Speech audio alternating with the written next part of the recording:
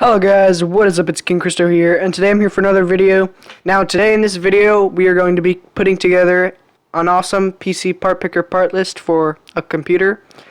Now the requirements that I've decided for this PC build is that first of all, everything that we can has to be RGB and the price has to be under $1,000. Now also, this is going to be a semi-live build, meaning that I'm going to be picking out the parts with you guys and making the parts list in the video, and so that you guys can actually see what it's like when I make the parts lists normally before I make the video, and then I just show off the parts lists, but this time I'm actually going to be making the parts lists with you guys. Now, the PC part picker link will be in the description below if you are thinking of purchasing any of these parts, as well as if you guys want to suggest requirements for our PC builds on the channel, then go down in the link in the description and click the Discord link and join the Discord where you can tell me requirements, and you might have a chance of getting it on the channel. Okay guys, so I have PC part picker open up here, and as I said earlier, there's going to be little to no editing in this video. This is just going to be kind of me rambling on, because first of all, I want this video to be very laid back, and this is going to be a fairly long video because I'm going to actually be making the PC part picker list here. And so as you can see, we have a blank sheet here, and so let's get started. Under $1,000, as much RGB as possible. So let's start off with the CPU. Honestly, I think that a Ryzen CPU will be the best for our budget right now. Possibly a Ryzen 5, maybe a 1500X we'll start off with. We might be able to do better later on, but let's just start with a 1500X for base price. That's pretty good, 3.5 gigahertz quad core, so obviously not as powerful as some other more expensive CPUs, but for the price, that's good enough. I think I'll add a CPU cooler later, because the Wraith cooler is actually pretty good, and so if we had a cooler later, I think that'd be fine.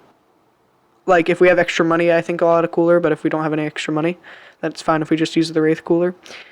Let's go ahead and add the video card right now, because the video card and the CPU are probably one of the two most expensive things, and those are the two things that really decide performance in games and other tasks like that. Definitely gonna go AMD graphics card to stay within the budget. I'm thinking either maybe an RX 580. Let's see. I don't know what brand I want. That's a thing. I can't get like one that's specifically one color. I might go with Strix, because Strix is RGB. If I can't find any RGB, then I'm just gonna go to the Strix one, because I don't really know if I could go Oris, but Oris has kind of orange highlights. I think I'm gonna go Strix, because Strix is good. Let's just find the Strix real quick. Here it is. I know that the Strix, off the top of my head, I know that's around $280, so I'm gonna manually put the price in. Configure price, manually enter price. 280. There we go. Okay, so now we have that added, and we are at a total of $465 right now. Okay, now I basically just go down the list after I have the two main parts in whenever I'm making these. So let me go find good motherboard. Let's find another motherboard from Asus. I don't know why, but whenever I'm making the parts lists, I always like having the motherboard and the graphics card. I like them being the same brand. I just think it's nice for them to match up. And Asus also has some of their good Strix boards, so their Strix boards are also RGB. We gotta get specifically a Strix one. The Crosshair 6 here is also RGB. That's a little bit expensive. I think we could probably find one for less if we find a Strix one, possibly. Let me look at this. Is this indeed RGB anywhere? I can't even scroll in. I think that's Strix right there. Do you guys see my thumb? No, you guys don't even see where I'm tapping. I think this is indeed strict. So that has some RGB. I think if you guys, it's very blurry, the picture, but if you guys see like where it's colored, I think that's RGB right there. So let's go back now. I guess we'll just pick out our memory. Your memory is also one of the more expensive parts, but especially since we're going to be going RGB. So there's two good RGB RAM I know of right now. There's the Trident Z and the Corsair Vengeance RGB. So I think I'm just going to go with whichever one's cheaper and a better deal. I'll look at a G-Skill first. 30. Which speed do we want to go for? I'll go for 3000 or 3200 and 2 times 8 gigs. Whoops. So let's see if we can find some fast. Okay, so there would be 3200. So 150 for that. That's actually not bad. Not bad for the RGB RAM. I think I might do that. But let's look at the Corsair real quick. Whoops. Nope. Got it. Let's look for it now. Why is it still showing G-Skill stuff? Let me change that real quick. Hopefully that refreshes it, maybe. Okay, it's only Corsair now. So there's that. Ooh. 154. Oh, there's the same thing for 130. Is that no, that's Vengeance LED. That's only white. We need RGB. I think I'm going to go and get the Trident Z. I'm pretty sure the Trident Z is also compatible with Asus Aorus. Meaning that like we can have everything synced up as well, so that would look cool. So yeah, I'm just gonna get this Aorus. This seems to be a good deal for $150. How are we looking on time right now? It's only been 6 minutes. That's fine. Storage. Alright, I'm gonna do what I think is good for really any build. I like doing the Western Digital Black hard drive, 1 terabyte. And then I like doing a Samsung 850 EVO 240 gig as well for the boot drive and just a few applications. So let's go Samsung. I can always change this later if I want to. If I want to go like a little bit cheaper or anything, but for now that'll be it. So we're at 921. We don't have all that much more actually. So for a case, I definitely gotta go with something that's like,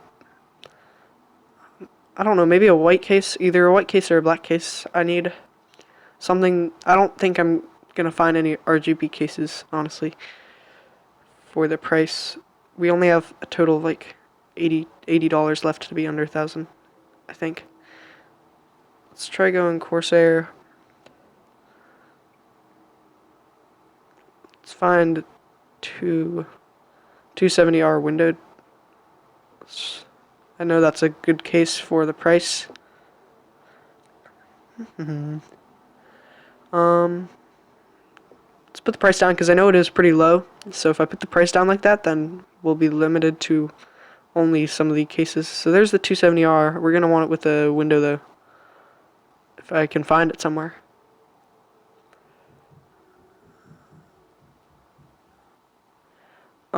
So just look for the windowed version. You know, I can't find the windowed version, but this Spec Alpha right here, I'd say looks pretty cool. So I'm gonna choose this. Keep in mind, guys, that once I'm done making the parts list, I will go do a full overview of all the parts when we're done and tell you what I was thinking when I was choosing these, because I know you guys aren't seeing all my thoughts of why I'm choosing these, and it is going by fairly fast. But so all we need is a power supply, and I know that $20 is not enough for a power supply.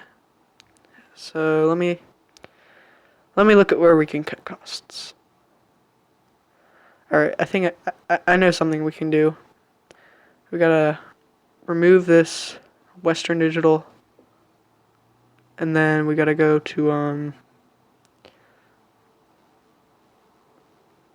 we can easily change that to either a blue, that's 48, or we can go to a Seagate. Both companies are reliable, so let's see, 1 terabyte, that's also 48. I think I'm gonna do the Western Digital blue. I thought the Seagate was only like 45. If so, I would have went for the Seagate, but it's not, so I'll just go for Western Digital blue. Let me see, what if I could match storages? I wonder, Western Digital, how much are your SSDs? Because then I could have, oh, that's pretty good. I think I'm gonna go for this Western Digital blue SSD as well, because that's a lot cheaper. Okay, now that's matching parts. I think I've heard that the Western Digital blue is fairly fast, especially for the price, so that should be good. Obviously the Caviar blue is not as fast as the Caviar black, but it's still good enough. Now how much do we have for the power supply? Okay, we have plenty for a power supply now. Either gonna go Corsair power supply, or I'm gonna go EVGA. In my opinion, those are my two favorite brands, of course. Roswell, Seasonic, I've heard that those are also good brands. Cooler Master is also pretty good. I just like these two brands. So let's see the lowest price. Not that I'm saying we're gonna do the lowest price. I'm gonna find the lowest one that isn't that old. Oh wow. This CX450M here is pretty good for the price. $26.99, semi-modular, 80 plus brands, 450 watts. I might do that if I don't see anything that seems better. There's CX500. That's not modular at all. I'm not gonna get that. Scrolling down. I might be able to find another one. CX450, is that the same exact one? Oh, that's a 2017 version. That's still not any modularity whatsoever. I think that there's a EVGA 550 watt G3 for like $55. But I think that Corsair power supply would be the best right now. There's that semi-modular. There's, oh my goodness, look. The difference between 550 watt and the 450 watt is the power supply for $26 up there. Same thing as this, just 450 watts instead of 550 watt. Difference is so much. Let's scroll up, and yeah, we're just gonna do this. This seems very good, and now we have enough money to get a CPU cooler. Now, I don't expect to get an RGB cooler, since we're gonna, but I know this Keurig H7 has a white fan, and the color white, obviously, it reflects any colors that are put at it. So I'm gonna choose this, because if we have everything blue, then this white fan will look blue. If we have everything red, this white fan will look red. So that's why. And now we're at a total of $999.06. So I'll be right back for the overview of the build, guys. This is how, when you see me make builds, this is how I make them. And in the overview, I'll tell you guys a little bit more of what I was thinking exactly when I was picking these parts and why I picked them specifically. Okay guys, so now I'm here, and I'm going to tell you guys specifically what I was thinking while you guys watched me while I was making this build, while I was picking out all the parts. Now, here we have the Ryzen 5 1500X. So this is definitely one of the best, when you're on a budget, but want to get a 4-core, this is definitely one of the best things, because I mean, if you go for like an i5 7600K, it's probably going to be around over $200, and obviously an i7 is out of the price range. But when you go for the Ryzen, you can definitely find this. Let me think. This is $185, as you can see right here. 3.5 gigahertz quad core. So that's almost as good as the i5 7600K, and it's quite a bit less. At least $30 less. As well, I did pick this over the Ryzen 5 1400 just because it did fit in our budget, and this is only like $20 less for like 0.3 more gigahertz per core. So that's pretty good. So that's why I picked this processor. Sorry, I kept saying that wrong.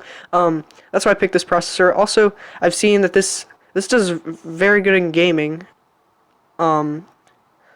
Obviously, almost as good as a 1600X in gaming, because gaming does normally use no more than 4 cores and 8 threads. So yeah, that's why I picked the processor.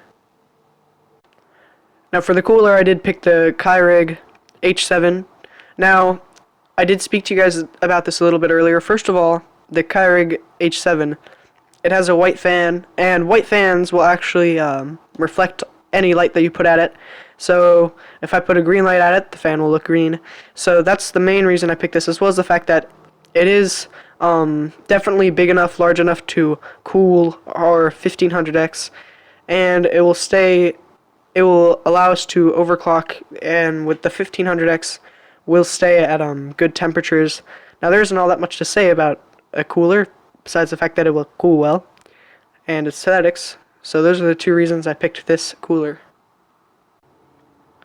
Okay guys, so the main reason I picked this motherboard was because it was the cheapest of all the motherboards that had RGB lighting in them. There was this or the Crosshair 6, and the Crosshair 6 was like over $200 for just the motherboard. Now this, on the other hand, as you can see from SuperBiz, would be only less than $130. And I think the only RGB strip that it has is where you see like a ton of colors right there, but that's still good enough, as well as the fact that it does have but besides the RGB, it has a neutral color scheme. It's just basically black and gray, so that's not going to conflict with anything, as well as the fact that it does have all the necessary connections we're going to need. Obviously, we're only running one graphics card, so we don't need SLI, but it does support SLI for upgradability later on. It is ATX form factor, and so that means it has 4 RAM slots, so later on, if you wanted to upgrade to 4 RAM slots, you can, even though we only have 2 in this specific build. And overall, this motherboard is definitely good for the price, especially since Strix things normally cost quite a bit, but as you can see on SuperBiz, you can get a good deal right now. So that's why I picked this motherboard. Now for our RAM, I chose G-Skill Trident Z RGB. Now, as you guys saw earlier, first of all, this was indeed the cheapest RAM that was RGB. The Vengeance RGB from Corsair was, I think, if I do remember, it was over 150. I remember that. And also the Corsair Vengeance RGB, although it did have a cast latency of 15, which is better than this one's, which is 16, it only ran at 3000 megahertz. This runs at 3200 megahertz. And so overall, I think that 3200 megahertz 16 would probably run faster than 3000 megahertz cast latency 6 or 15, mainly because if you do remember, Ryzen, its Infinity Fabric really takes advantage of a high-speed memory, and so with Ryzen you'd be seeing more performance differences, even if it's only 200 megahertz between a lower speed RAM and a higher speed RAM. So that's why I chose this RAM. As you can see, it's very RGB, and so you'd be able to make it turn any color. Alright, moving on to storage. This is definitely one of the places where you want to have a reliable brand, but once you have a reliable brand, going a little bit cheaper on your hard drive or solid state drive isn't going to affect you all that much.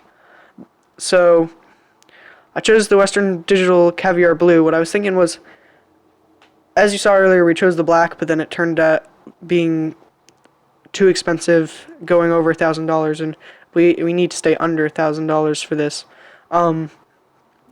So I went to the blue because the black and blue are basically the same thing, just the blue is slightly slower, but it's not that much slower. It's still just as reliable, so it still worked just as well for us. As long as well as the fact that I did go for a Western Digital blue 250 gigabyte SSD, so that we can install stuff like our operating system, commonly used things on this drive. And also, I was thinking about it, and I really do like the fact that these things match up. It just calms my OCD, so that's also nice.